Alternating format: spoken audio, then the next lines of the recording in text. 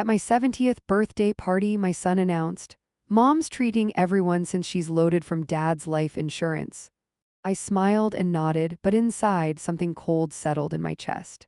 Little did he know, I had been documenting every disrespectful moment for months, and his public humiliation of me would trigger consequences he never saw coming. Hello everyone, I'm Margaret, and I want to share my story with you. Please follow along until the end and let me know in the comments what city you're watching from. I'd love to see how far my story reaches. For 45 years, Harold and I were what people called the golden couple. We built our small accounting firm from nothing, working side by side through late nights and early mornings. Harold handled the numbers while I managed the clients, and together we created something beautiful, not just a successful business, but a legacy of trust and hard work. When Harold was diagnosed with pancreatic cancer at 68, we faced it the same way we'd faced everything else together. The treatments were brutal, but he never complained. "Margaret," he'd say during his worst moments, "promise me you'll live fully when I'm gone. Don't let anyone make you feel small." I promised, though I couldn't imagine life without him. Harold passed away 18 months ago, leaving me not just heartbroken, but wealthy beyond what most people realized. The life insurance policy was substantial, $2 million, plus our business sale and investments meant I was financially secure for several lifetimes. But money felt meaningless when the person who made life worth living was gone. In those early months of grief, I was vulnerable, lost, and my children seemed to sense it like sharks smell blood in the water. My son David was the first to approach me about money, just 2 months after Harold's funeral. He came to my house on a Tuesday evening, bringing takeout Chinese food and wearing what I now recognize as his concerned son expression. "Mom, how are you holding up?" he asked, unpacking lo mein and sweet and sour pork. "Some days are better than others," I admitted. It was true, grief came in waves, sometimes gentle, sometimes overwhelming. "I've been thinking," David said, settling into Harold's chair without asking. The sight of him there made my chest tight. "Maybe you shouldn't be alone so much. Linda and I were discussing it, and we think you should consider moving in with us. Just temporarily until you get back on your feet." Move in with David and his wife Linda? Into their cramped suburban house with their 2 teenage sons?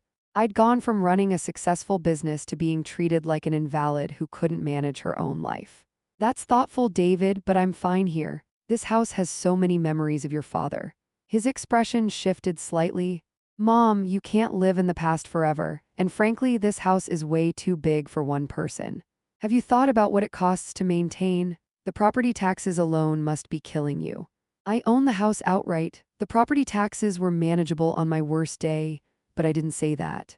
"Besides," David continued, "if you sold this place, you could help out the family.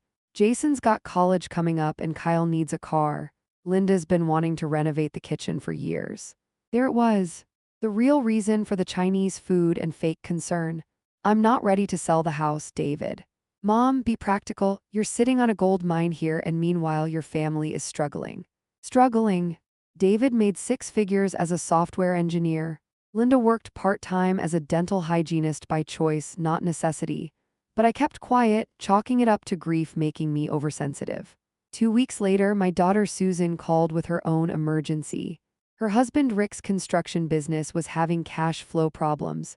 "Could I loan them $50,000 to get through the rough patch?" "It's just temporary, Mom. We'll pay you back with interest." I wrote the check. Then came Christmas. Instead of the intimate family gathering Harold and I used to host, David announced we'd be celebrating at the country club. "My treat," he declared magnanimously, then whispered to me, "You don't mind covering it, do you? It's just that with the kids' expenses." I minded, but I paid. By spring, the pattern was established. Every few weeks brought a new request. Susan needed help with Emma's private school tuition. David wanted to invest in his friend's startup but was short on capital. Both families took elaborate vacations that summer, posting photos from Hawaii and Europe while casually mentioning how grateful they were for my loan that made it possible. I kept detailed records of every penny. Harold had trained me well in that regard.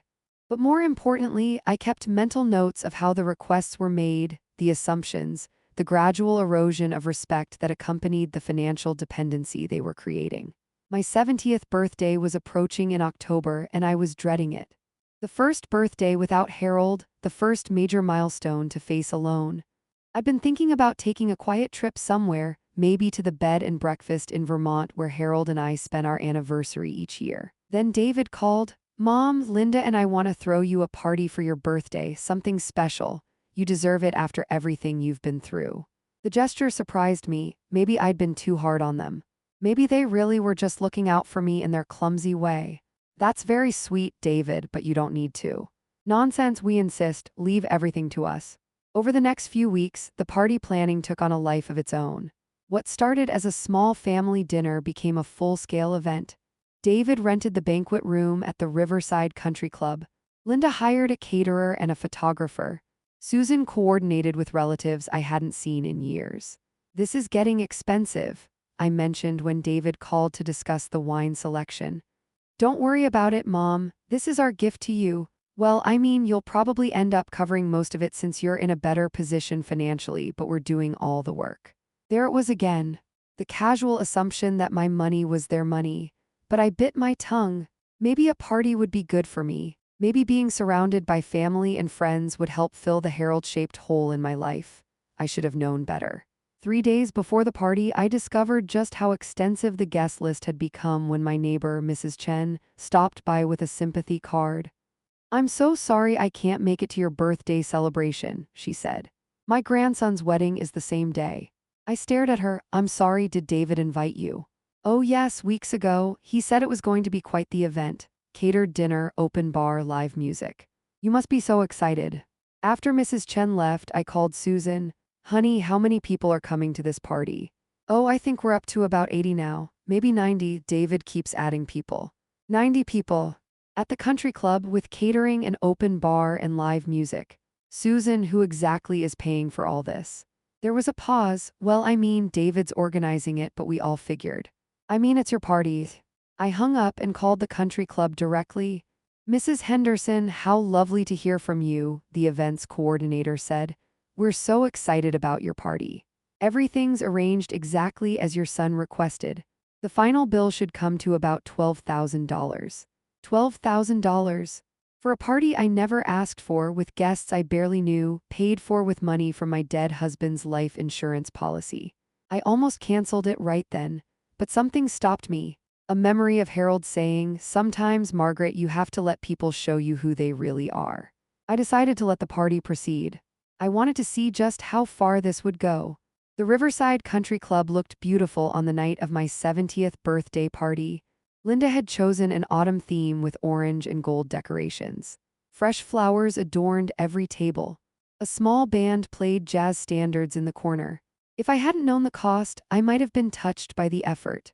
I arrived fashionably late to my own party, wearing the navy blue dress Harold had bought me for our last anniversary. I'd had my hair done at the salon and even treated myself to a manicure. At 70, I wasn't vain, but I wanted to look dignified for whatever was about to unfold. There's the birthday girl, David called out as I entered, his voice carrying across the room. He'd clearly already been sampling the open bar. The room was indeed packed. I recognized maybe half the faces, family, a few old friends, some neighbors. The rest appeared to be David and Susan's friends, Linda's book club, even some people who looked like they might be David's coworkers. Mom, you look wonderful, Susan said, appearing at my elbow with a glass of champagne.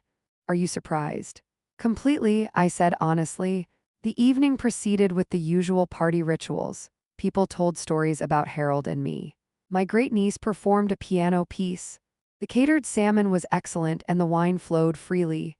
For moments at a time, I almost forgot my growing suspicions and simply enjoyed being surrounded by people. Then came the speeches. Susan went first, sharing sweet memories of growing up with Harold and me as parents. She talked about our family traditions, our values, how we'd always emphasized that love was more important than money. The irony wasn't lost on me. Then David stood up, slightly unsteady from the wine. I want to thank everyone for coming tonight to celebrate my amazing mother, he began. Margaret Henderson, sorry, Margaret Williams, now that she's taken back her maiden name, has always been the heart of our family. I hadn't taken back my maiden name. I was still Margaret Henderson, Harold's widow. But I let it pass. She and Dad built something incredible together, David continued, his voice getting louder as he warmed to his theme. They worked hard, saved their money, and created a legacy that continues to benefit all of us. Murmurs of agreement from the crowd. In fact, David said with a grin, raising his glass higher, Mom's treating everyone tonight because she's absolutely loaded from Dad's life insurance. The words hit me like a physical blow. Conversations stopped, heads turned. I felt every eye in the room focused on me as David continued his impromptu roast. Seriously, folks, drink up, order the most expensive thing on the menu. My mom's insurance payout was bigger than most people's annual salary, so we might as well help her spend it. A few people laughed nervously. Others looked uncomfortable. I sat frozen in my chair, the champagne glass suddenly heavy in my hand. David, Linda hissed, tugging at his jacket, but he was on a roll now. What? It's true, $2 million, people, can you believe it? My dad dies and leaves her set for life while the rest of us are still working for a living. The silence that followed was deafening. I could feel the heat rising in my cheeks, the humiliation burning through me like acid. This was my birthday party, paid for with the money from my husband's death, and my son was announcing my private financial information to a room full of near strangers. I stood up slowly, every eye still on me. Thank you all for coming, I said, my voice surprisingly steady. I think it's time for me to go home. I barely slept that night. I kept replaying David's words, the shocked faces of the guests, the casual way he'd exposed my most private information for public consumption. By dawn, I'd made several decisions. First, I called Harold's attorney, James Morrison. Margaret, good morning, how are you holding up? I've been better, James. I need to discuss some changes to my estate planning. There was a pause. Is everything all right? That depends on how you define all right. Can you meet with me today? We arranged to meet that afternoon. Then I called my accountant, Sarah Kim, who'd taken over our business accounts after Harold died. Sarah, I need a complete accounting of every penny I've given to my children since Harold's death. Every loan, every payment, every expense I've covered. Of course, Mrs. Henderson. Is there a specific reason? Let's just say I want to understand exactly where my generosity has gone. The numbers, when Sarah compiled them, were staggering. In 18 months, I'd given David and Susan a combined total of $347,000. Not loans, gifts. Money they'd never offered to repay, never even acknowledged as anything more than their due. That afternoon, I sat in James Morrison's office reviewing my current will. It was simple and straightforward. Everything divided equally between David and Susan, with smaller amounts for my grandchildren. I want to make some changes, I told James. What kind of changes? I explained what had been happening over the past year and a half. The constant requests for money, the assumptions about my finances, the previous night's public humiliation. James listened without interruption, occasionally making notes. I see, he said when I finished. And what kind of changes are you considering? I want to establish some conditions, requirements that must be met before anyone inherits anything. Such as, I'd been thinking about this all morning.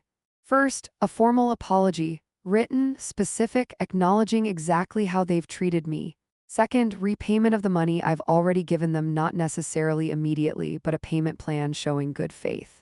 Third, demonstrated respect for a period of at least 1 year before the will takes effect. James made more notes. These are reasonable requests, Margaret, but I have to ask, are you doing this out of anger or because you genuinely believe it's the right thing to do? I thought about Harold, about his values, about the couple we'd been for 45 years. Harold always said that money without character is dangerous. I think I've been enabling my children to show their worst sides. Maybe it's time they learn to show their best sides. All right then. Let's draft some modifications. I didn't hear from David or Susan for 3 days after the party. No phone calls, no texts, no acknowledgement that anything inappropriate had happened. I wasn't surprised, but I was disappointed. On Thursday, Linda called. Margaret, hi, it's Linda. I just wanted to thank you again for the wonderful party. You're welcome, I said simply. David feels terrible about what he said during his speech. He'd had too much to drink and he didn't mean anything by it. I see. He's just been under a lot of stress at work, and sometimes he says things without thinking. I waited. Anyway, we were hoping you'd join us for dinner this weekend. David wants to apologize properly. That's thoughtful, Linda, but I'm not available this weekend. Oh, well, maybe next weekend. I'll let you know. After I hung up, I realized I wasn't ready for their apologies yet. I needed to see if they were capable of recognizing what they'd done without prompting, without damage control. Friday brought a call from Susan. "Mom, I heard about what happened at the party. I'm so sorry. David can be such an idiot sometimes." "Can he?" "I wasn't there for the speech. I was in the bathroom, but Rick told me what he said. It was completely inappropriate." At least Susan recognized the problem. "I just want you to know that, Rick, and I don't feel entitled to your money. We appreciate everything you've done for us, and we never want you to feel taken advantage of." It was a start. "Thank you, Susan, that means a lot." "So we're okay." I hesitated. "I think we need to have a longer conversation about family expectations going forward." "Of course. Whatever you need, Mom." But days passed and that longer conversation didn't happen. Susan didn't call back. David didn't call at all. It seemed that once they realized I wasn't going to immediately forgive and forget, they lost interest in maintaining contact. 2 weeks after my birthday, I ran into my neighbor Tom at the grocery store. "Margaret, how are you? That was quite a party you threw for yourself." I looked at him blankly. "The country club dinner. Your son was telling everyone at the hardware store about it. Said you really know how to celebrate in style." My heart sank. David wasn't just humiliating me at the party. He was continuing to spread stories about my finances around town. That afternoon, I called James Morrison. "I'd like to move forward with those will modifications we discussed." Over the next few weeks, I became a careful observer of my own life. I started keeping a detailed journal of every interaction with my children, every phone call, every request for money. The pattern was consistent and troubling. David would call about once a week, usually with some financial need. Linda's car needed repairs. Jason wanted to join the expensive travel soccer league. Kyle needed a new laptop for school. Never a direct request for money, always presented as information I might want to act on. "I'm just letting you know what's going on with the family," he'd say. "Of course, we'll figure something out." The implication was clear. I should offer to help. When I stopped offering, the calls became less frequent and more pointed. "Mom, I thought you'd want to know that Kyle might have to drop out of his SAT prep course. We just can't afford it right now." "That's unfortunate," I'd reply. "It could really affect his college prospects." "I'm sure you'll work something out." Silence. Then, "Well, if you change your mind about helping." Susan's approach was different but equally manipulative. She'd call to chat about family news, then casually mention her financial stress. "Emma's orthodontist wants to start phase 2 of her treatment, but it's so expensive. I hate that we might have to delay it because of money." "Dental work is important," I'd agree. "I just feel like we're failing as parents when we can't give our kids what they need." The guilt trips were carefully crafted, designed to make me feel responsible for my grandchildren's welfare while never directly asking for money. But I held firm, and with each conversation I documented not just what was said but how it made me feel: manipulated, disrespected, reduced to nothing more than a source of funding. 3 months after my birthday, David's tactics changed. "Mom, we need to talk about your finances." "No, we don't." "Yes, we do. Linda and I are worried about you. You're not thinking clearly since Dad died." "My thinking is perfectly clear." "Is it? Because you're acting completely different. Before you were generous with family, now you're acting selfish." "Selfish for not funding their lifestyle choices." "David, I gave you and Susan over $300,000 in the past year and a half. How is that selfish?" "That's different. That was helping family in need." "And now you're just hoarding money while your grandchildren suffer." "Suffer?" "Because Kyle might have to get a job instead of having his car payment handed to him." "I think this conversation is over," I said. "Fine, but don't come crying to us when you're old and alone and need help." He hung up on me. I added the threat to my journal. I should have seen it coming. When David couldn't manipulate me directly, he'd find another way. The knock on my door came on a Tuesday morning in February. Through the peephole, I saw David, Susan, Linda, and Rick standing on my porch looking like an intervention team. I considered not answering, but curiosity won out. "Hi, Mom," Susan said when I opened the door. "Can we come in? We need to talk." They filed into my living room, David immediately taking Harold's chair again. I noticed Linda had a folder with her. "What's this about?" I asked, remaining standing. "We're concerned about you," David began. "Your behavior over the past few months has been erratic. cutting off family, refusing to help with reasonable requests, acting paranoid. Paranoid? You think we're only interested in your money, Susan said gently. That's not true, Mom, we love you. But you are interested in my money. Of course we care about financial security for the family, Linda chimed in. That's normal. But it's not the only thing we care about. I waited to see where this was going. David cleared his throat. We've been doing some research and we think you might be showing early signs of dementia. Financial paranoia is often one of the first symptoms. My blood went cold. The sudden personality changes, the isolation, the suspicion of family members who are trying to help, Linda continued, consulting her folder. It all fits the pattern. I don't have dementia.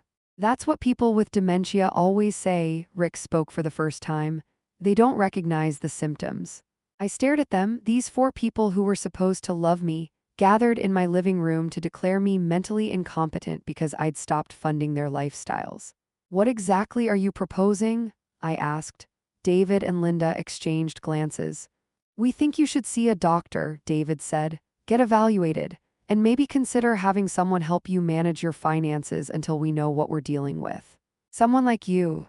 We're family, Mom. We want what's best for you. I sat down finally, needing time to process what was happening. If I refuse, then we'll have to consider other options, Susan said softly.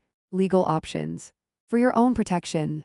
They were threatening to have me declared incompetent, to take control of my money legally if I wouldn't hand it over voluntarily.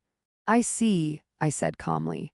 And if I agree to this evaluation and it shows I'm perfectly competent, then we'll know you're just being selfish, David said, his mask finally slipping completely. And we'll have to decide whether we want a relationship with someone who cares more about money than family. There it was, the ultimatum, fund their lives or lose my children. I stood up. I need time to think about this.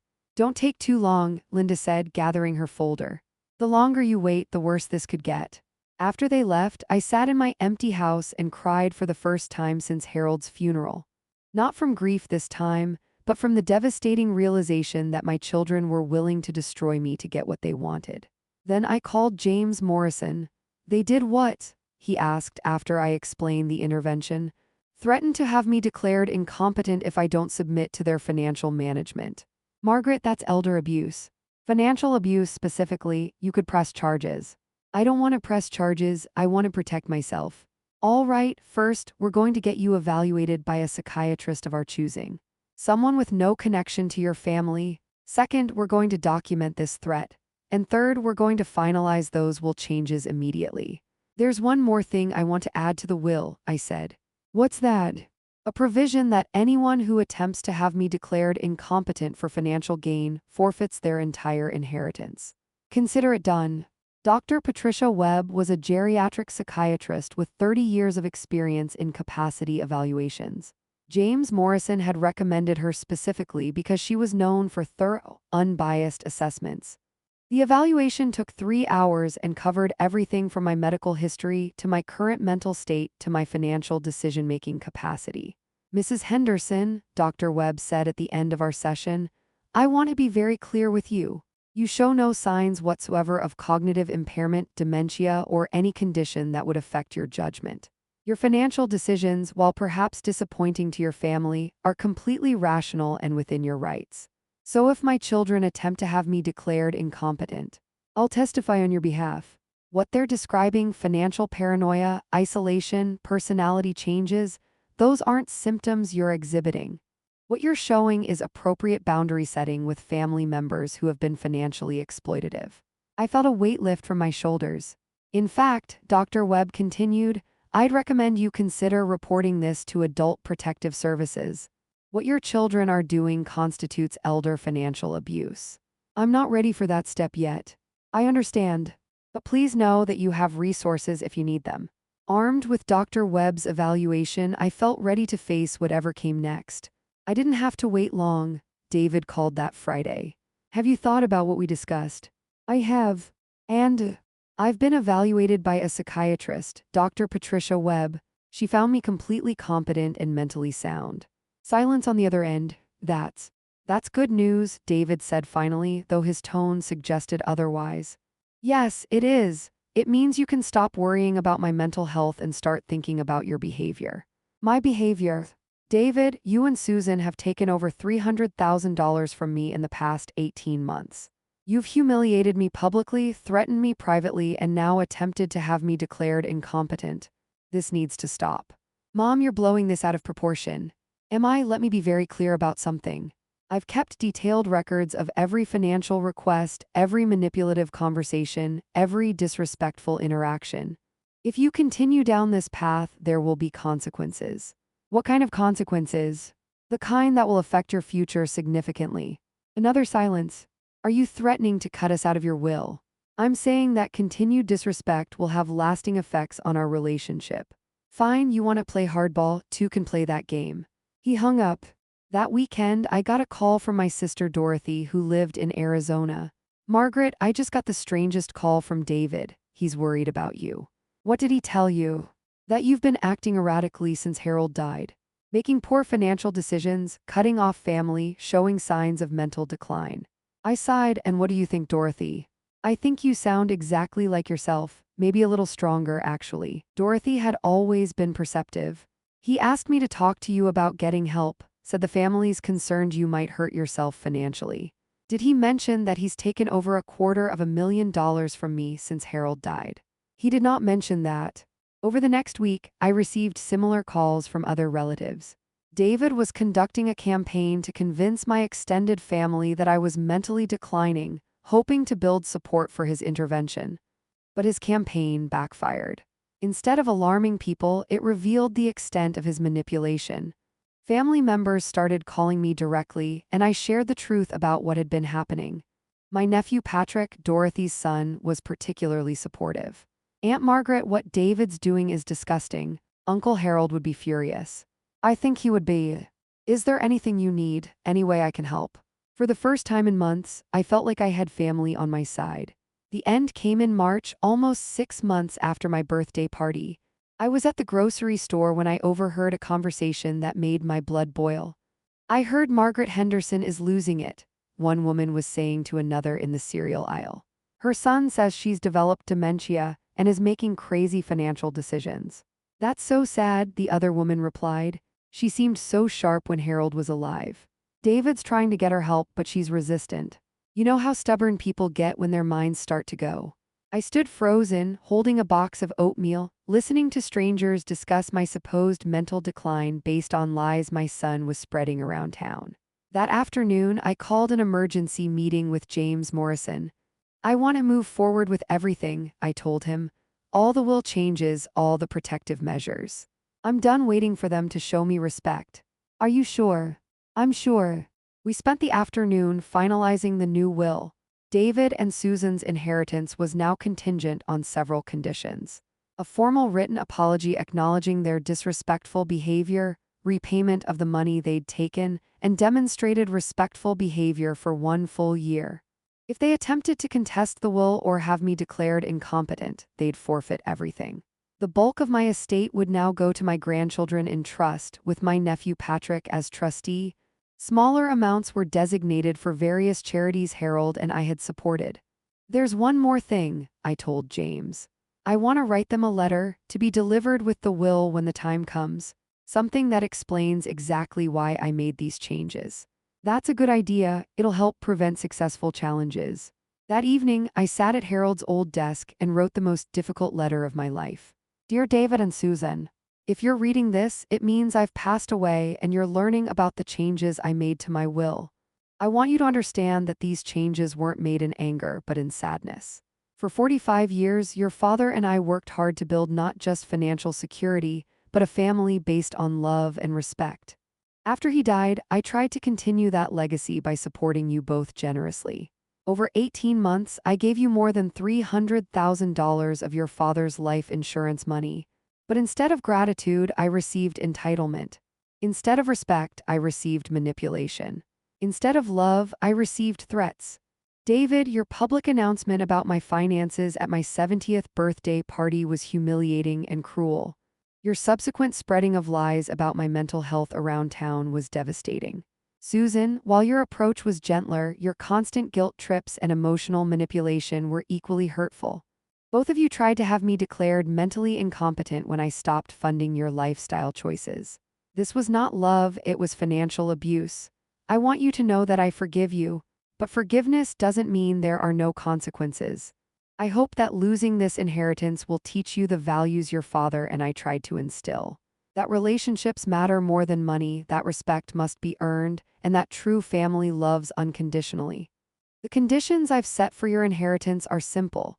Acknowledge what you've done, make amends, and prove through your actions that you can be the children Harold and I raised you to be. I hope you can find it in yourselves to meet these conditions. If not, I hope you can at least find peace with the choices you made. Love always, Mom. 2 weeks after finalizing my will, I received an unexpected visitor. My granddaughter Emma, Susan's 16-year-old daughter, knocked on my door after school. "Hi, Grandma, can we talk?" Emma had always been mature for her age, but she looked troubled as she sat in my living room. "I know something's going on with Mom and Dad and Uncle David," she said. "They've been having these whispered conversations and Mom's been crying a lot." My heart ached. I hadn't considered how this family drama might be affecting my grandchildren. "They keep talking about money and how you've changed and how Uncle David thinks you might be sick," Emma continued. "But Grandma, you don't seem sick to me, you seem, I don't know, stronger maybe." I studied my granddaughter's face, seeing intelligence and genuine concern. "Emma, what do you know about the money situation between your parents and me?" She shifted uncomfortably. "I know they've been asking you for money a lot, for my school, for the house, for Dad's business. I heard Dad tell Mom that you'd given them over $50,000 since Grandpa died." $50,000. Susan had told Emma it was $50,000, not the nearly $200,000 it actually was. "How do you feel about that?" I asked. Emma looked down. "Honestly, kind of embarrassed. My friends' grandparents give them birthday cards with $20. Mine are paying for my private school. It doesn't seem fair." "To you or to me?" "To you," she said quietly. "And it makes me worry that they only visit you when they need something." Out of the mouths of babes. "Emma, I want you to know that I love you and your brothers very much. Whatever happens between your parents and me, that will never change. Are you going to cut them off?" "I'm going to require them to treat me with respect." She nodded slowly. "That seems fair." After Emma left, I realized that my grandchildren might be my greatest allies in this situation. They were old enough to understand what was happening, but young enough not to be corrupted by their parents' entitlement. I called my other grandchildren, David's sons Jason and Kyle, and Susan's younger son Mike. One by one, I had honest conversations with them about family, money, and respect. The picture that emerged was troubling but not surprising. All 4 grandchildren had been raised to see me as the family bank. They'd been taught to approach me for money when their parents couldn't or wouldn't provide something. But they were also uncomfortable with the dynamic. They loved me for who I was, not what I could give them. "Grandma," Jason said during our conversation, "I don't want Dad's car payment money if it means he's being mean to you." "I'd rather get a job than have you and Mom fight about my orthodontist," Emma added. These kids had more character than their parents. It was a stark observation, one that filled me with both pride for them and a deep sorrow for the path David and Susan had chosen. With their support, however unwitting, I felt more resolved than ever to protect the legacy Harold and I had built, ensuring it would benefit those who truly understood its value, not just in dollars but in decency. The conversations with my grandchildren had an immediate, albeit subtle, effect. Emma, bless her heart, tried to talk to her mother. She recounted the conversation to me a few days later, her voice tinged with frustration. "I told Mom what I thought, Grandma, that it wasn't right how they were treating you, always asking for money. I said it made me uncomfortable." "And how did your mother respond?" I asked, bracing myself. Emma sighed. "She got really defensive. Said I was too young to understand adult finances, that they were just trying to ensure the family was taken care of, and that you wanted to help. She even said you were lonely, and that giving us things made you happy." The familiar excuse. They weren't taking, I was giving out of loneliness. The narrative they'd spun to justify their greed was deeply ingrained.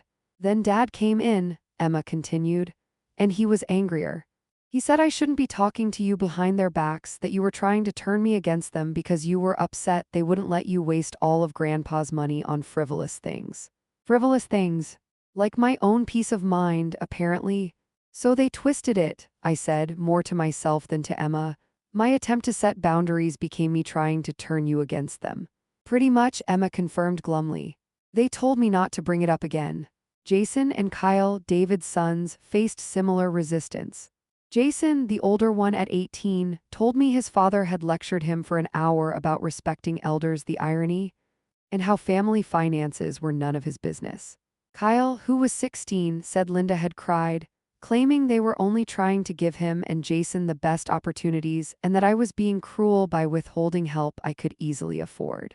It was clear that my children were not going to be swayed by their own offspring. If anything, their children's budding awareness of the situation made them dig their heels in deeper. They saw it as me poisoning the well, a phrase Linda actually used in a strained voicemail she left me, demanding to know what I'd been telling the children. I didn't return the call. A week later, Susan surprised me by showing up at my door with a small bouquet of grocery store daisies and a bakery box. "Hi, Mom," she said, forcing a bright smile. "I was in the neighborhood and thought I'd drop by. Brought your favorite lemon bars."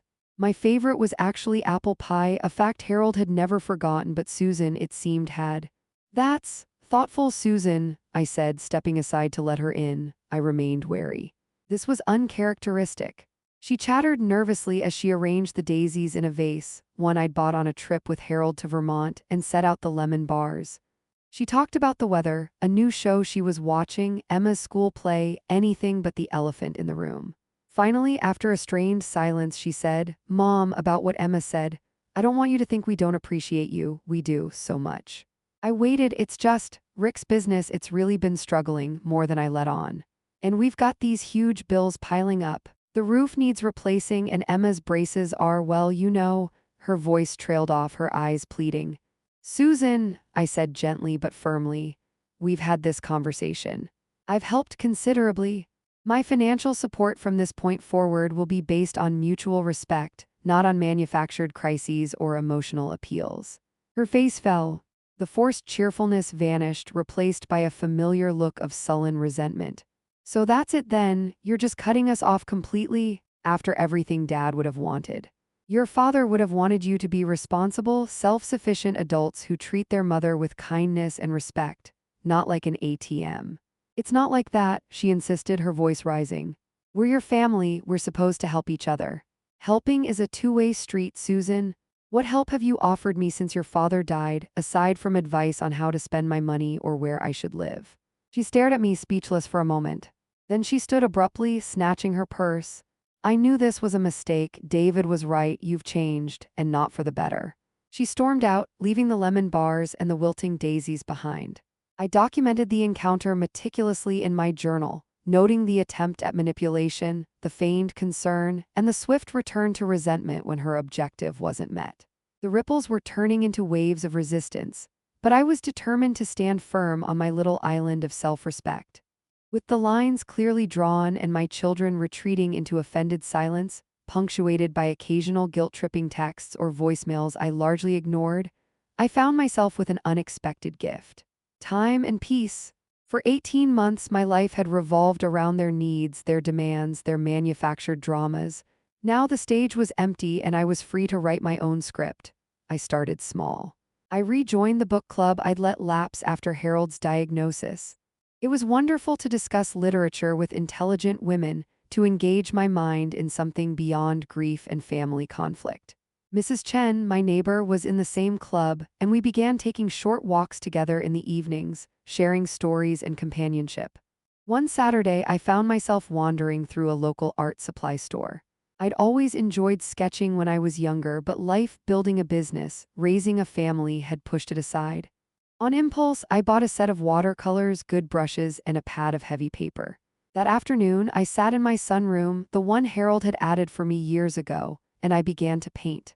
My first attempts were clumsy, hesitant, but the sheer joy of mixing colors, of watching an image emerge on the paper, was exhilarating. It was something just for me. James Morrison called occasionally to check in. "How are things, Margaret?" he'd ask. "Quiet," I'd reply, productively quiet. "And the children?" "Maintaining their distance, which frankly is a relief." They send an occasional text, usually a passive-aggressive comment about how much they're struggling or how nice it must be not to have financial worries. I don't engage. Good, he said, continue to document everything. The silence the text anything. My nephew Patrick also became a regular source of support. He'd call once a week from Arizona just to chat. He never asked for anything, never brought up David or Susan unless I did. He'd tell me about his work, his kids, his latest woodworking project. His calls were like a balm, a reminder that not all family connections were fraught with tension and expectation. Aunt Margaret, he said one day, my mom mentioned you used to love gardening. Are you still keeping up with Harold's roses? I looked out at the rose bushes, which I'd admittedly neglected. Not as much as I should, I confessed. Maybe it's time, he suggested gently. He was right. The following weekend, I bought new gardening gloves, pruning shears, and bags of good soil. I spent hours in the garden, weeding, pruning, feeding Harold's beloved roses. The physical work was satisfying, and as I cleared away the deadwood and nurtured the new growth, I felt like I was doing the same for my own life. This period of quiet self-discovery was crucial. It wasn't just about withholding money from my children, it was about rediscovering Margaret. The woman I was before I was a wife, a mother, a business partner, a widow, a target for financial exploitation. I was building my own fortress, not of money, but of self-worth and independence. The calm, however, was deceptive. I knew my children well enough to understand that their silence was not acceptance. It was the strategic retreat of a predator assessing a new angle of attack. They were undoubtedly plotting, and I needed to remain vigilant. But for now, I relished the peace, painting my watercolors, tending my roses, and preparing for the storm I knew was still brewing on the horizon. The quiet lasted for nearly 2 months. Then, just as I was beginning to hope they might have accepted the new reality, David escalated things in a way that was both shocking and, in retrospect, utterly predictable. It began with a strange call from my bank. Mrs. Henderson, this is Carol from First National. We're just calling to verify a recent online transfer request from your checking account. A transfer request? I asked, puzzled. I haven't requested any transfers. Yes, a transfer of $25,000 to an account under the name Henderson Family Support Fund. The request was made through your online banking portal this morning. My blood ran cold. Henderson Family Support Fund? That sounded like something David would concoct. I had never set up such an account nor authorized any such transfer. Carol, I said, trying to keep my voice steady. I did not authorize that transfer. Please cancel it immediately. And can you tell me if there have been any other suspicious activities on my accounts? Let me check. It appears there was an attempt to change the mailing address on your account yesterday to a P.O. box in David's zip code, but it was flagged for secondary verification, which is why we didn't process it. And there were several failed login attempts to your online portal earlier this week from an IP address we've traced to his known work location. The audacity of it took my breath away. He hadn't just tried to transfer money, he'd tried to redirect my mail, presumably to intercept statements and communications from the bank. He'd tried to hack into my online banking. Thank you, Carol, I said, my mind racing. I need to come into the bank immediately. Please ensure all my accounts are locked down and require in-person, photo ID verification for any transactions or changes until further notice. Of course, Mrs. Henderson. We'll take care of it. After hanging up, I immediately called James Morrison. James, you are not going to believe this. I recounted the conversation with Carol. There was a stunned silence on his end. He actually tried to steal from you electronically and change your address. Margaret, this is no longer just disrespect or manipulation. This is attempted fraud. This is criminal. I know, I said, feeling a mixture of fury and a strange, chilling validation. I had known they were capable of a lot, but this was a new low. We need to report this to the police, Margaret. I hesitated, pressing charges against my own son. He crossed a line, a very serious line. This isn't about inheritance anymore, this is about protecting your assets and your safety right now. The bank will likely have to file a report anyway. What should I do first? Go to the bank, get all the documentation they have, then we'll go to the police station together. And Margaret, his voice was firm, change all your passwords, everything, email, online banking, everything. At the bank, the manager, Mr. Davies, was apologetic and efficient. He provided printouts of the attempted transfer, the attempted address change, and the logs of the failed login attempts, including the IP address. "Mrs. Henderson, we take this very seriously," he said. "We've already flagged your son's accounts for suspicious activity, given his attempt to create a Henderson Family Support Fund linked to a transfer from your account. We will cooperate fully with any police investigation." Walking out of the bank, clutching the evidence, I felt a profound sense of sadness. It had come to this. My son, the little boy whose scraped knees I had kissed, whose school projects I had helped with, was now someone I needed to report to the police. Harold would have been heartbroken, but he also would have insisted I protect myself. Later that day, James and I sat in a small, sterile room at the local police station, giving a statement to a Detective Miller. She listened patiently, her expression unreadable as I laid out the history, culminating in the attempted bank fraud. "So, your son, David Henderson, attempted to transfer $25,000 from your account to an account he apparently set up, after trying to change your mailing address and repeatedly attempting to access your online banking," she summarized. "Yes, that's correct. And you have bank documentation to support this." James handed her the file. Detective Miller reviewed the papers. "This is quite clear-cut, Mrs. Henderson. Attempted wire fraud, potential identity theft. We'll open an investigation immediately. We'll likely need to speak with your son." The thought of David facing police questioning, potentially arrest, was sickening. But what choice did I have? He had forced my hand. As we left the police station, James said, "You did the right thing, Margaret. This wasn't just about money. It was about control and a complete lack of boundaries." He needed a serious wake-up call. I nodded, but the victory, if it could be called that, felt hollow. This wasn't the legacy Harold and I had envisioned for our family. This was a nightmare, and I had a sinking feeling it was far from over. Susan was still out there, and while her methods were different, her sense of entitlement was just as strong. A week passed after the police report. The investigation was underway, and Detective Miller had informed us that they had already interviewed a very shaken and uncooperative David. He'd apparently tried to claim it was all a misunderstanding, that I'd given him verbal permission to manage my finances because I was getting forgetful. The bank records and my own clear testimony, not to mention Dr. Webb's evaluation, quickly debunked that lie. No charges had been filed yet, but the threat hung heavy in the air. During this week, I heard nothing from David, Linda, or Susan. The silence was absolute, a terrified, resentful void. It was James who suggested the next step. "Margaret," he said during one of our meetings, "while the police investigation proceeds with David, I think it's time we sent a formal communication to both David and Susan. Not an accusation, but a clear statement of your position and perhaps a highly conditional path forward, if they were even capable of contemplating it." "What kind of path?" I asked, skeptical.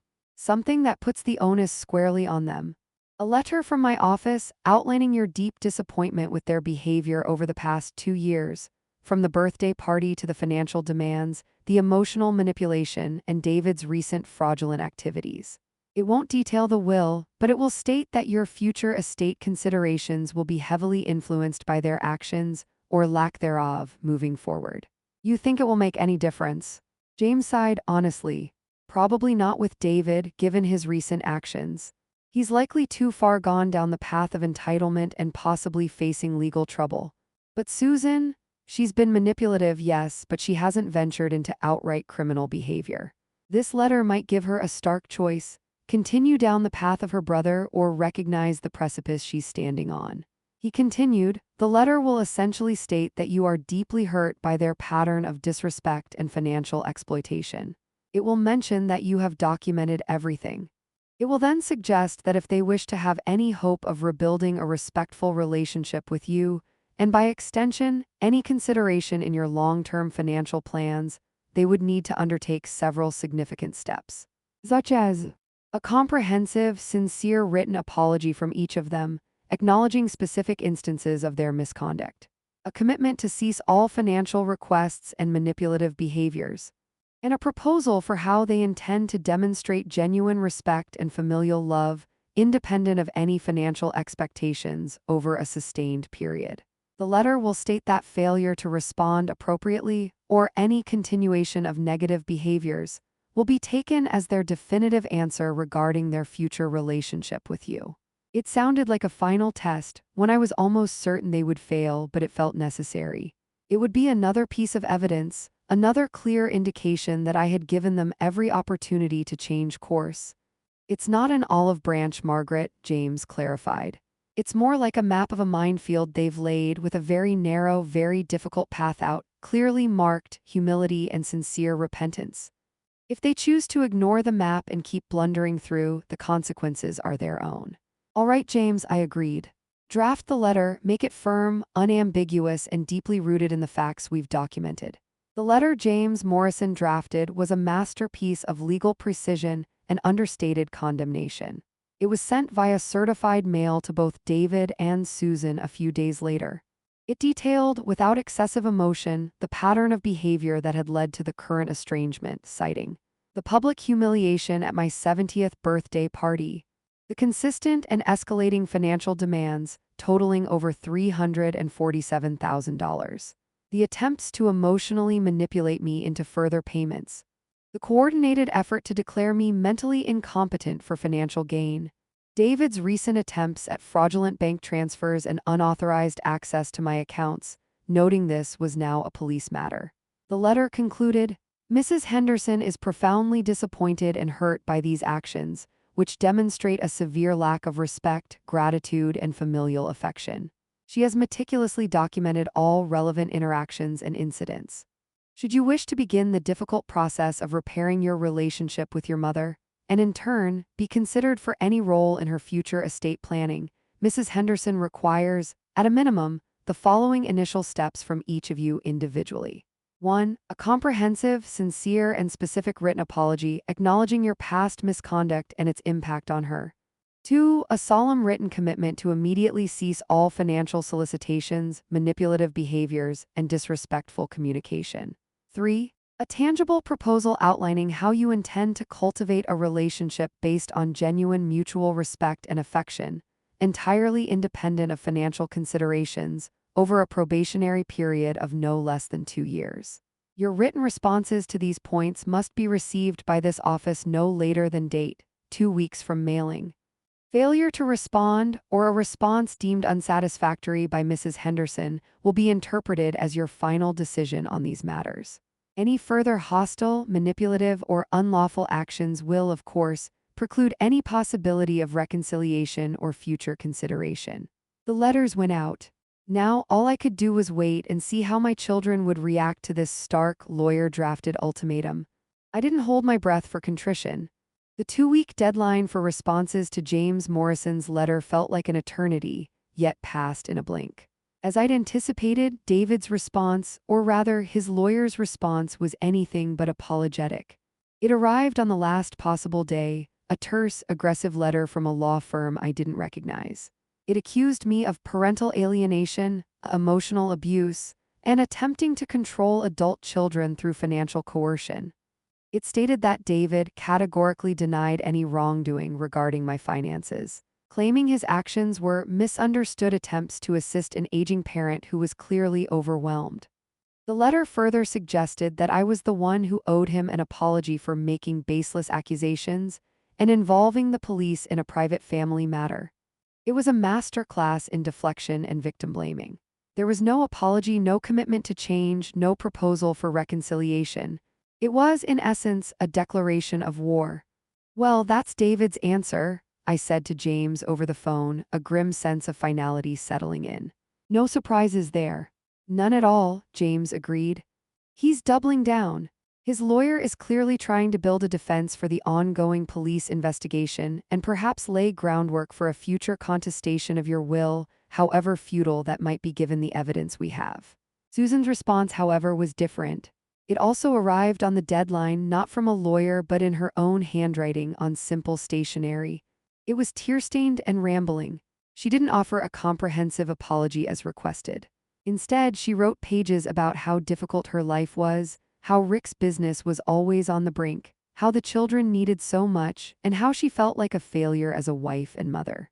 She expressed regret if her actions had caused me any distress, but quickly pivoted to how my newfound hardness was also causing her distress.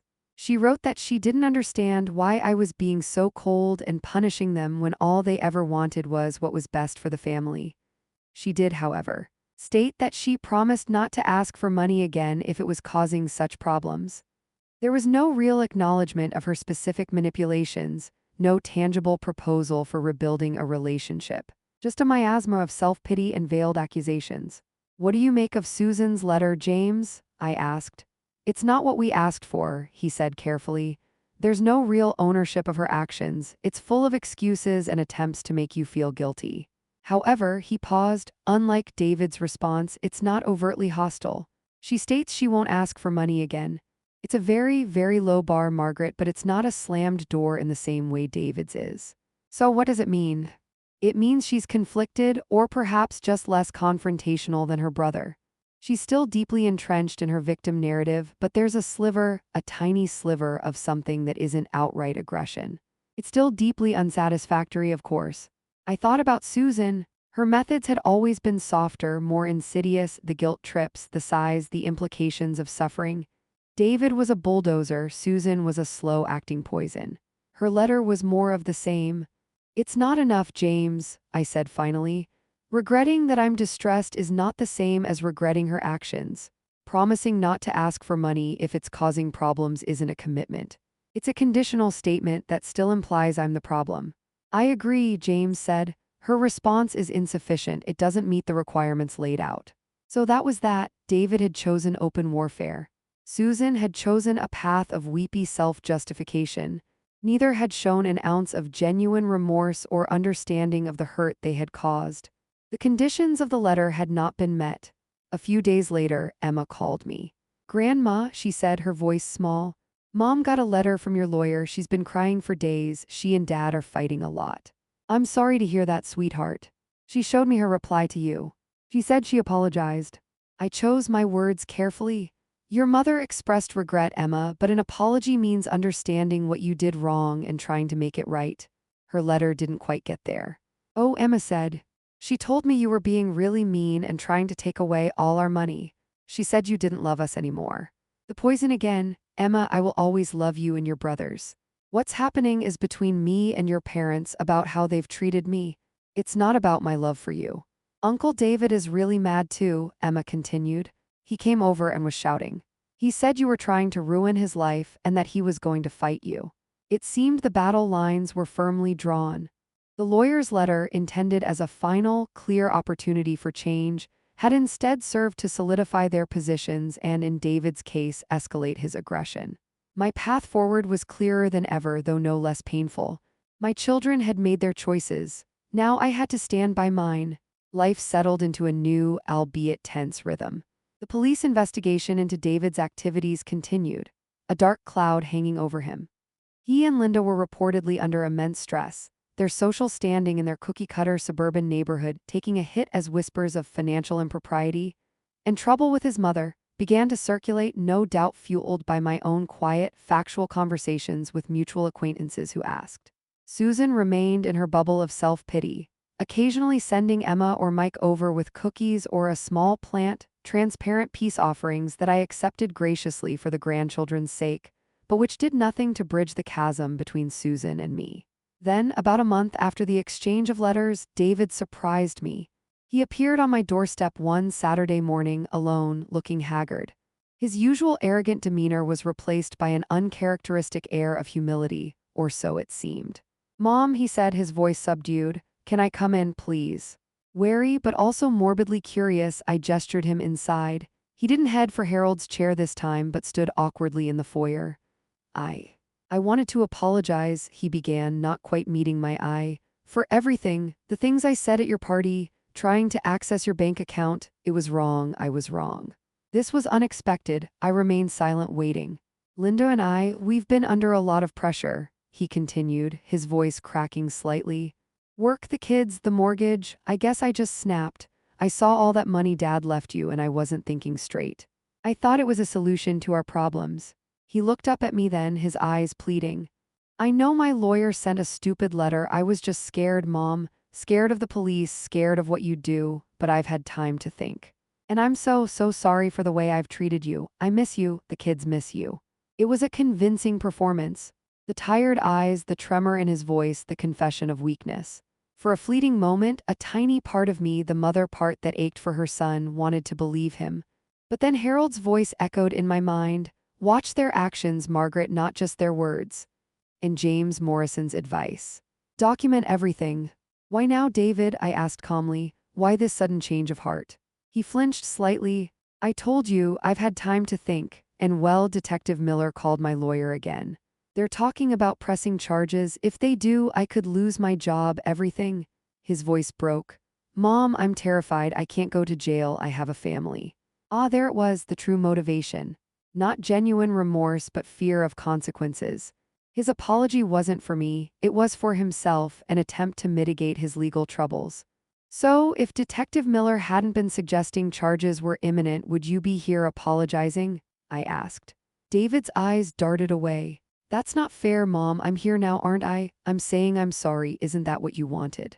"What I wanted, David, was for my son to treat me with respect and love because I am his mother, not because he fears prison or wants my money." His composure began to crack. The humility flickered, replaced by a flash of his old frustration.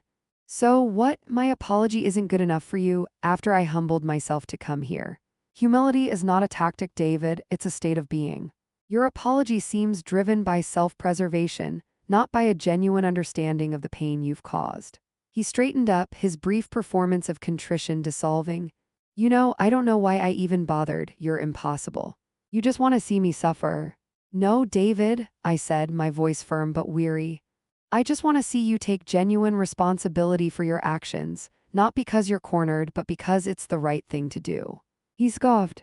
"The right thing to do? You sound like Dad." "I hope so," I replied. He stared at me for a long moment, his expression hardening into the familiar lines of resentment. "Fine, have it your way. But when I'm ruined, don't expect me to come crying to you."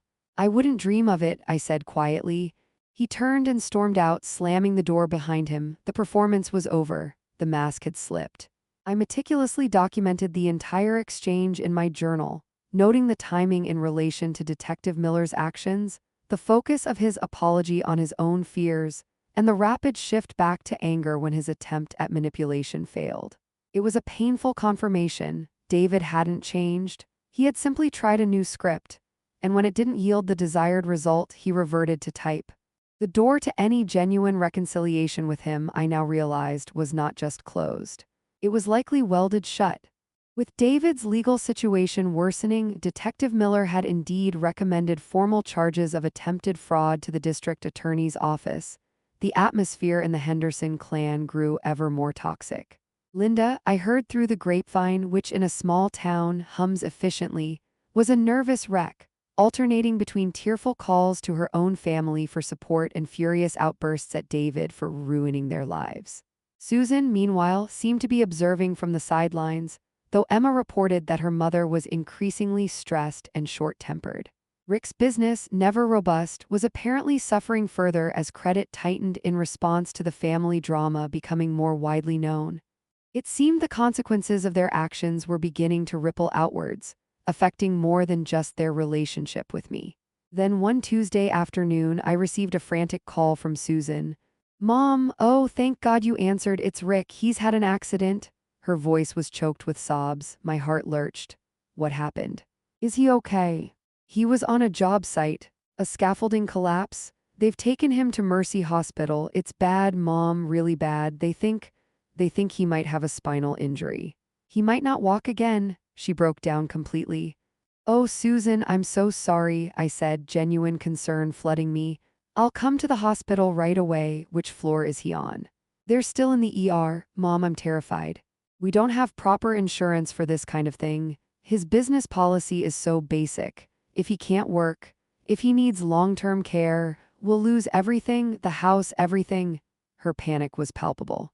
"Don't worry about that now, Susan," I said, trying to sound reassuring even as a small, cynical part of my brain registered the immediate pivot to financial ruin. "Just focus on Rick. I'm on my way." I drove to Mercy Hospital, my mind a whirl. A scaffolding collapse, a spinal injury? It sounded horrific. My issues with Susan paled in comparison to such a potentially life-altering tragedy. When I arrived at the emergency room, it was chaotic as ERs often are.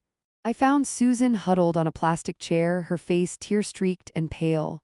Emma was beside her, looking frightened but trying to be strong for her mother. "Susan," I rushed over, "how is he? Have you heard anything?" Susan looked up, her eyes wide and desperate. "They're doing tests, x-rays, CT scans. He was in so much pain, Mom." She grabbed my hand, her grip icy. "The doctor said it could be months of rehab, maybe surgeries. We don't have that kind of money. David's useless facing his own problems. We're ruined." "Let's not jump to conclusions," I said, though her immediate financial panic was unsettling. "Let's wait to hear what the doctors say." We sat there for what felt like hours. Emma leaned against me and I put my arm around her. Nurses bustled past. Finally, a doctor in surgical scrubs approached us. "Mrs. Miller?" he asked Susan. Rick's last name was Miller. "Yes." "How is he?" Susan jumped up. "Well, Mr. Miller is a very lucky man," the doctor said. "He took quite a tumble, about 10 feet. He has a fractured left wrist and a couple of cracked ribs. He's badly bruised and will be very sore for a while, but there are no signs of any spinal injury, no head trauma. He'll need a cast on his wrist for 6 to 8 weeks, and he'll need to take it easy, but he should make a full recovery." Relief washed over me. "Oh, thank heavens," I murmured. Susan, however, stared at the doctor, her expression unreadable. "No spinal injury? Are you sure? He was in so much pain." "Quite sure," the doctor said kindly. "Rib fractures can be extremely painful. We've given him something for that. He'll likely be discharged later this evening or first thing in the morning once we're sure he's stable." "Discharged, but what about the long-term care?" "The rehabilitation?" Susan stammered. The doctor looked puzzled. "He'll need some physical therapy for his wrist once the cast comes off, and he'll need to avoid heavy lifting for a couple of months. But long-term care?" "No, I don't anticipate that at all," he smiled. "As I said, he's a very lucky man." As the doctor walked away, Susan slowly sank back into her chair. Her face was a strange mixture of emotions. There was relief, yes, but also disappointment. "Well, that's wonderful news, Susan," I said, trying to sound cheerful. "A fractured wrist and some ribs are certainly better than a spinal injury." Susan didn't look at me. She stared straight ahead, her brow furrowed. "But the bills," she whispered. "Even this will be expensive. The ER visit, the x-rays, the cast. And he'll be out of work for weeks, maybe months. We still won't be able to manage." And there it was, the familiar refrain. Even in the face of relatively good news, her mind had immediately defaulted to the financial implications, and by extension to me as the solution. A sudden, cold suspicion formed in my mind. Had she exaggerated Rick's injuries on the phone? Had she seen this accident, however serious, primarily as an opportunity to guilt me into another bailout? I looked at Emma, who was watching her mother with a confused and slightly pained expression. "I'm going to go see if I can get your father some water," I said to Emma, needing a moment. I walked towards the nurse's station, but instead of asking about water, I asked if I could see the admitting notes for Richard Miller, explaining I was his mother-in-law. The charge nurse, after a moment's hesitation and confirming my identity, showed me the brief intake report. "Fall from approximately 10 ft scaffolding. Patient conscious and alert, complaining of left wrist and chest pain. No loss of consciousness, vitals stable. 10 feet, not a catastrophic collapse. Pain, yes, but not the immediate, he might not walk again scenario Susan had painted." I walked back to Susan. "The doctor said he's lucky," I reiterated. "He'll recover." Susan finally looked at me, her eyes filled with a desperate, calculating light. "Mom, I know we've had our differences, but this is an emergency. Rick is injured. We need your help just this once. Alone, say $50,000 to cover medical bills and lost income until he's back on his feet. We'll pay you back, I swear." The sheer audacity, after everything, after the lawyer's letters, after her own tear-stained, insufficient apology, was breathtaking. This wasn't just a request, it was a demand wrapped in a crisis. I looked at her, then at Emma, who was now watching us both with wide, knowing eyes. "Susan," I said, my voice devoid of all warmth, "I am relieved that Rick's injuries are not as severe as you initially portrayed. I will, of course, help ensure Emma and Mike have what they need during this time. But as for a $50,000 loan to you and Rick, after everything that has transpired, the answer is no." Her face crumpled. "But Mom will be ruined. You can't just let that happen." Your financial situation, Susan, is a consequence of choices you and Rick have made over many years. It is not my responsibility to continually bail you out, especially when my generosity has been met with such profound disrespect. Tears of anger and frustration welled in her eyes. So that's your final word? You'd rather see us homeless than help your own daughter? I'd rather see my daughter take responsibility for her own life, I replied, my voice like ice. This conversation is over. I squeezed Emma's shoulder. I'll call you later, sweetheart, to see how your dad is doing once he's home. Then I turned and walked out of the emergency room, leaving Susan sputtering in disbelief. The desperate gamble had failed. And in its failure, it had revealed more clearly than ever the true nature of her character. This wasn't a daughter in crisis. This was an opportunist who saw even her husband's injury primarily through the lens of financial gain. The last shred of hope I might have harbored for Susan's redemption withered and died in that sterile, chaotic ER. The incident at the hospital with Susan was, for me, the definitive end. David was facing criminal charges. Susan had demonstrated her manipulative opportunism beyond any doubt. I had given them countless opportunities to change, to show remorse, to rebuild trust. They had squandered every single one. A week later, I called James Morrison. James, I said, I think it's time. I want to have a meeting with David and Susan, with you present. I'm not going to wait until I'm gone for them to understand the consequences of their actions. A family meeting, he asked. Are you sure you're prepared for that, Margaret? It's likely to be highly confrontational. I'm prepared, I said. I'm not going to debate with them. I'm not going to argue. I'm simply going to inform them of my intentions regarding my estate and, more importantly, why. They need to hear it directly from me with you as a witness. All right, Margaret, if you're certain. How do you want to arrange it? Your office, I decided. Neutral territory. Send them formal invitations for a meeting to discuss important family matters and future financial planning. Give them 1 week's notice. Make it clear their attendance is strongly advised. The invitations went out. David, through his lawyer, initially tried to refuse, citing the ongoing police investigation. James Morrison's office replied coolly that the meeting was separate from any legal proceedings and pertained to my personal estate, which I was free to discuss with whomever I chose. Reluctantly, David agreed to attend, his lawyer present. Susan confirmed her attendance immediately, no doubt hoping for some last-minute reprieve or another chance to plead her case. On the appointed day, I sat in James Morrison's spacious conference room. I had chosen a simple but elegant navy dress, the same one Harold had loved, the one I wore to my ill-fated 70th birthday party. I felt calm, resolute. This wasn't about revenge, it was about closure, about stating my truth and drawing a final, indelible line. David arrived first with his lawyer, a slick-looking man named Mr. Corbin. David looked pale and stressed, avoiding eye contact. Susan arrived a few minutes later alone, looking nervous and fidgety. She attempted a small, hopeful smile in my direction, which I did not return. James began the meeting. Thank you all for coming. Mrs. Henderson has called this meeting to communicate her intentions regarding her estate and to provide context for her decisions. She will make a statement, and then I will clarify any legal points. We ask that you listen respectfully and hold any questions until the end. All eyes turned to me. I took a deep breath. David, Susan, I began, my voice steady and clear. For nearly 2 years since your father passed, our relationship has deteriorated significantly. This deterioration has been a direct result of your behavior towards me, behavior characterized by disrespect, entitlement, manipulation, and in David's case, outright criminal actions. David bristled, but Mr. Corbin placed a restraining hand on his arm. Susan looked down at her lap. I have meticulously documented every instance, I continued.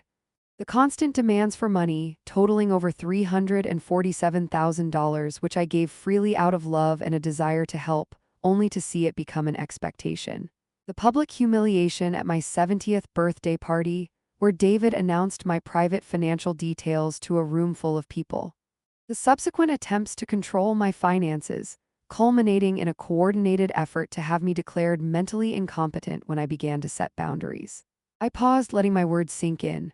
David, your attempts to fraudulently access my bank accounts, to transfer funds without my permission, and to change my personal information are now a matter for the police and the courts. That was a profound betrayal. I turned to Susan.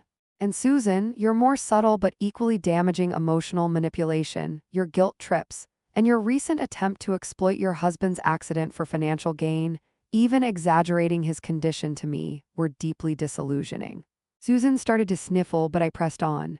I gave you both numerous opportunities to change course. Mr. Morrison's letter outlined clear steps for potential reconciliation. David, your response was hostile and accusatory. Susan, yours was self-pitying and failed to acknowledge any real wrongdoing. Neither of you met the conditions. Therefore, I said, my voice unwavering, I have made significant changes to my will and my overall estate plan. These changes are a direct consequence of your sustained actions and the choices you have made. I looked at James. Mr. Morrison, perhaps you can outline the key provisions. James nodded, certainly. Mrs. Henderson's revised will, which is legally sound and has been attested to by independent medical professionals confirming her full testamentary capacity, now stipulates the following. The entirety of her residual estate after specific bequests will be placed into a trust for the primary benefit of her grandchildren, Jason, Kyle, Emma, and Mike. This trust will be managed by an independent corporate trustee, with Mr. Patrick Williams, my nephew, acting as trust protector. Funds will be distributed for their education, health, and well-being, and for assistance in establishing their adult lives under strict guidelines. David gasped. Susan let out a small, choked sob. James continued. A smaller portion of the estate will be allocated to various charitable organizations that Mrs. Henderson and her late husband supported throughout their lives. Specific personal items of sentimental value will be bequeathed to individuals Mrs. Henderson deems appropriate. He paused, then looked directly at David and Susan. As for you, David Henderson and Susan Miller, your mother has made the decision that neither of you will inherit directly from her estate in any significant monetary capacity. The silence in the room was thick enough to cut with a knife. David's face was purple with rage. Susan was openly weeping. However, James added, Mrs. Henderson has included a specific codicil. This codicil states that should either of you, David or Susan, be convicted of any crime against her, or be found by a civil court to have engaged in elder financial abuse or malicious defamation against her, even this nominal consideration of a token non-monetary bequest of purely sentimental value, such as a photograph album, would be forfeit. Furthermore, any attempt to contest this will on grounds of undue influence or lack of capacity will trigger a no-contest clause, disinheriting you entirely from even these token items and allocating any legal defense costs incurred by the estate to be eventually claimed from any assets you might possess. This is outrageous, David exploded, jumping to his feet. She can't do this, we're her children. Mr. Corbin pulled him back down. She can and she has, James said calmly. An individual has the right to dispose of their assets as they see fit, provided they are of sound mind, which Mrs. Henderson unequivocally is. But why? Susan wailed. Why would you be so cruel, Mom? I looked at her, my expression unyielding. This is not about cruelty, Susan. This is about consequences. It's about accountability. Your father and I worked our entire lives to build what we had. We tried to instill in you values of respect, hard work, and integrity. You have demonstrated a profound lack of all three in your dealings with me. An inheritance is a gift, not an entitlement.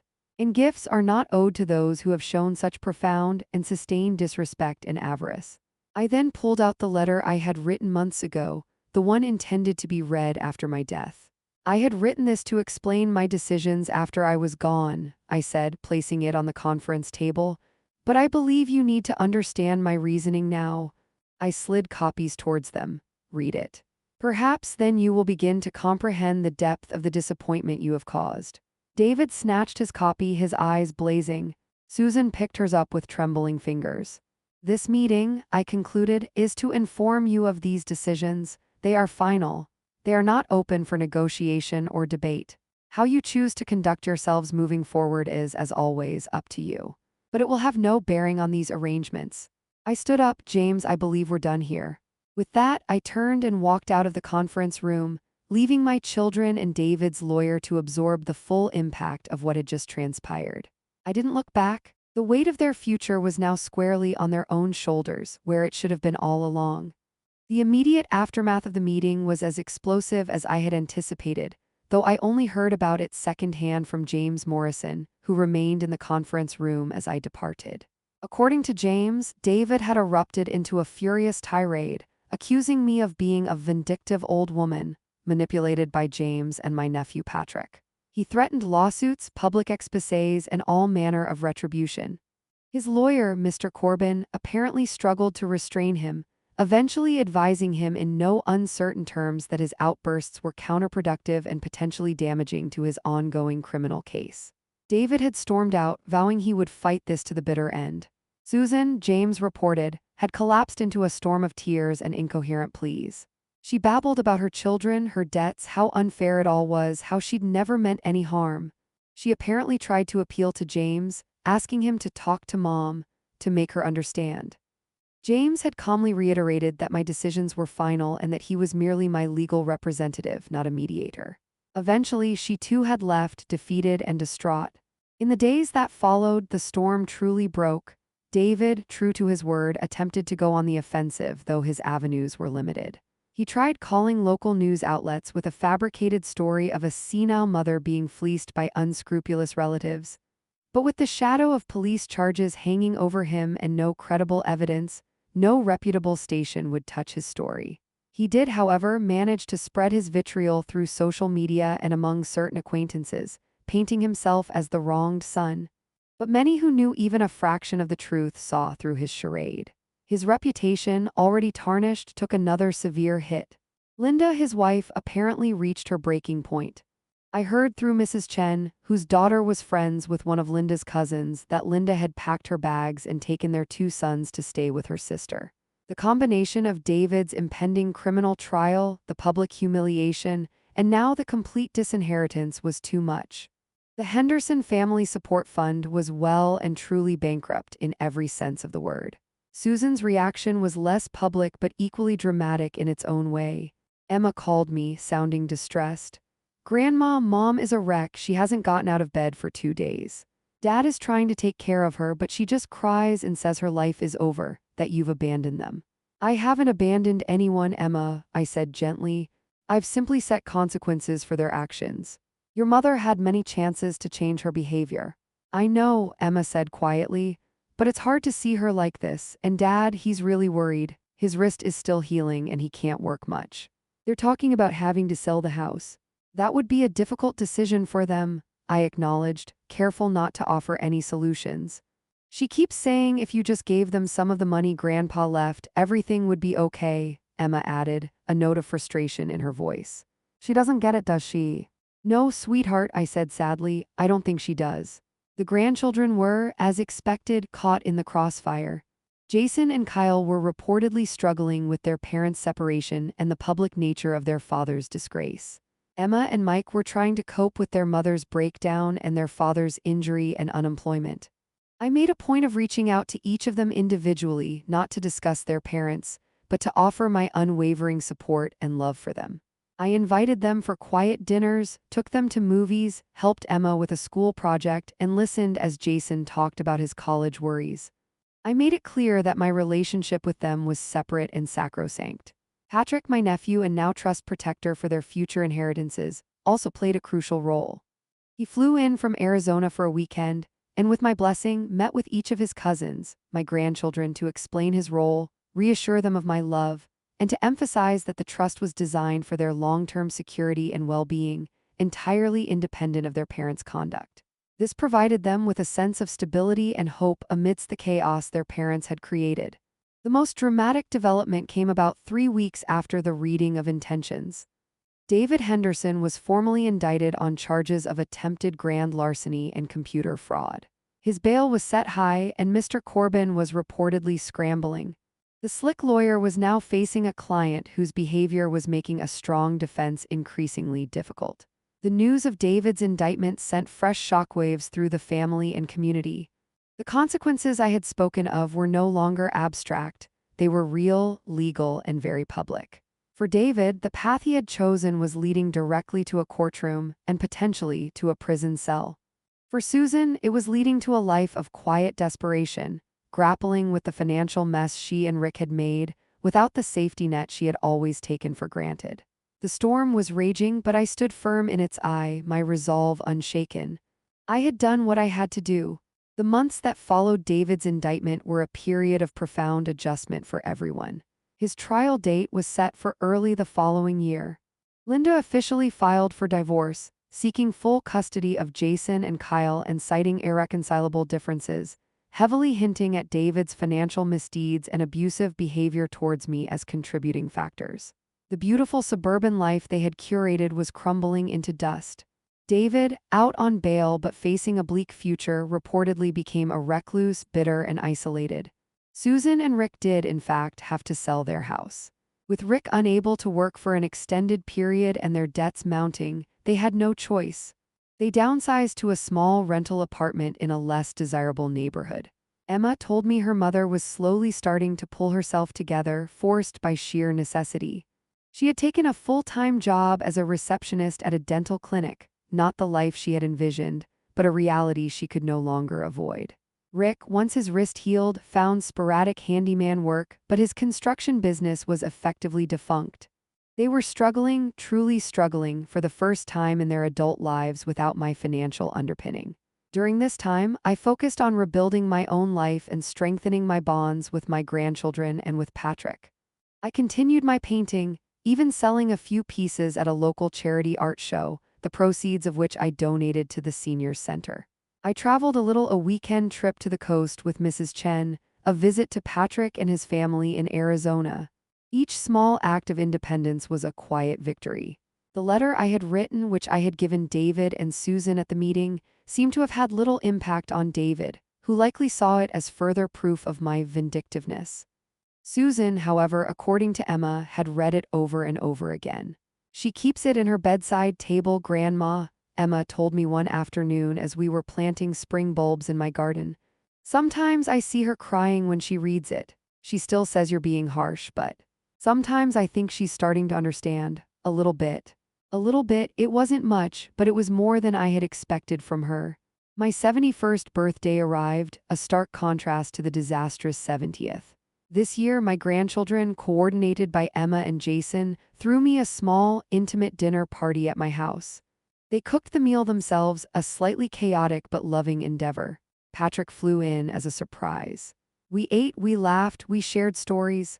There were no grand pronouncements, no underlying financial tensions. It was simple, genuine, and filled with an affection that felt real, untainted by expectation.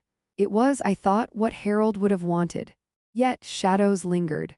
The upcoming trial for David cast a pall, and while I was resolute in my decisions, there was an undeniable sadness in the fractured state of my family. I had protected myself, yes. I had ensured my legacy would support those who deserved it. But the cost had been high. 2 of my children were, for all intents and purposes, lost to me not by death but by their own choices. One afternoon, Susan called. It was the first time she had initiated contact since the meeting in James's office, apart from logistics relayed through Emma. "Mom," her voice was hesitant, small. "Susan, hello. I just wanted to say, well, happy belated birthday. Emma told me about the dinner, it sounded nice." "It was, thank you." An awkward silence followed, then Rick got a full-time job. "It's with a bigger construction company as a site foreman. It's steady work, we're managing." "I'm glad to hear that, Susan," I said, and I genuinely was, for her sake, for the grandchildren's sake. "And she faltered. "I've been reading that letter you gave us a lot. I still don't agree with all of it, but I wanted to say I'm sorry for some things, for not appreciating what you did for us more. For the way I acted about Rick's accident at the hospital, that was wrong. It wasn't the comprehensive apology outlined in James's letter, not by a long shot, but it was an admission, a crack in the wall of her self-pity." "Thank you for saying that, Susan," I replied, keeping my tone neutral. "Well, that's all I just wanted to tell you."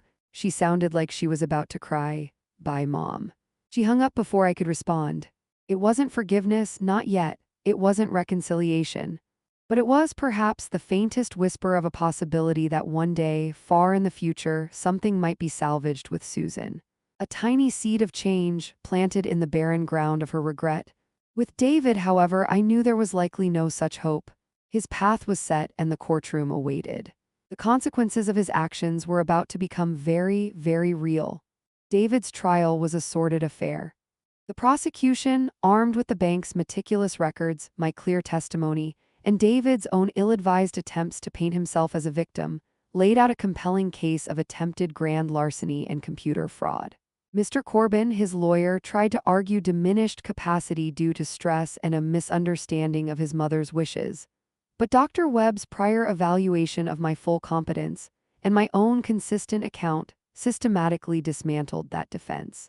I had to testify. It was one of the hardest things I'd ever done, sitting in a courtroom, looking at my son at the defendant's table and recounting his betrayals under oath.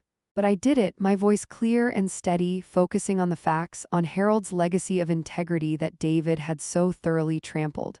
Linda was not present. She had already moved on with her life, finalizing their divorce just weeks before the trial began. Susan attended one day, sitting at the back, her face pale, leaving before the lunch recess. The jury deliberated for less than a day. David was found guilty on all counts. The sentencing came a month later. Given his lack of prior offenses but the calculated nature of the crime and the breach of trust against an elderly parent, the judge sentenced David to 3 years in state prison, with eligibility for parole after 18 months. He was also ordered to pay restitution for any costs incurred by the bank or myself related to his attempts, though with his finances in ruins, that seemed a distant prospect. David showed no emotion as the sentence was read. He was led away, a shadow of the arrogant, entitled man he had once been. The legacy he had fought so hard to control had, in the end, led to his ruin. The news of David's imprisonment sent a final, somber shockwave through what remained of our family. There was no triumph in it for me, only a profound, weary sadness. This was the ultimate consequence of his choices. Life, however, continued. My grandchildren were growing, thriving. Jason was accepted into a good university, his tuition supported by the trust I had established. Kyle, living with Linda, was focusing on his studies and had taken a part-time job. Emma was excelling in school, her quiet strength a constant source of pride for me. Mike was his usual cheerful self, less aware of the adult dramas but benefiting from the stability I tried to provide. Susan and I maintained a tentative, fragile contact. She would call occasionally, brief, awkward conversations. She never asked for money. She talked about her job, about Rick's work, about the small victories of managing their tight budget. She once sent me a small, slightly lopsided ceramic pot she had made in an adult education pottery class. Enclosed was a simple note: "Thought you might like this for one of your small plants. Love, Susan." It wasn't a full apology, not the one I had once demanded, but it was an offering, a gesture. I put a small succulent in the pot and placed it in my sunroom. One crisp autumn afternoon, almost 2 years after that fateful 70th birthday party, I was in my garden, pruning Harold's roses which were now flourishing under my renewed care. The sun was warm on my back. I felt a sense of peace I hadn't experienced in years. My phone rang. It was Emma. "Grandma, Mom wanted to ask. She and Dad are going to the apple orchard next Saturday to pick apples. For pies," she was wondering. "If maybe you'd like to come with us, no pressure, but," she wanted me to ask. I looked around my garden at the vibrant reds and yellows of the roses, at the clear blue sky. Harold's words came back to me. "Promise me you'll live fully. Don't let anyone make you feel small." Going to an apple orchard with Susan, Rick, and Emma.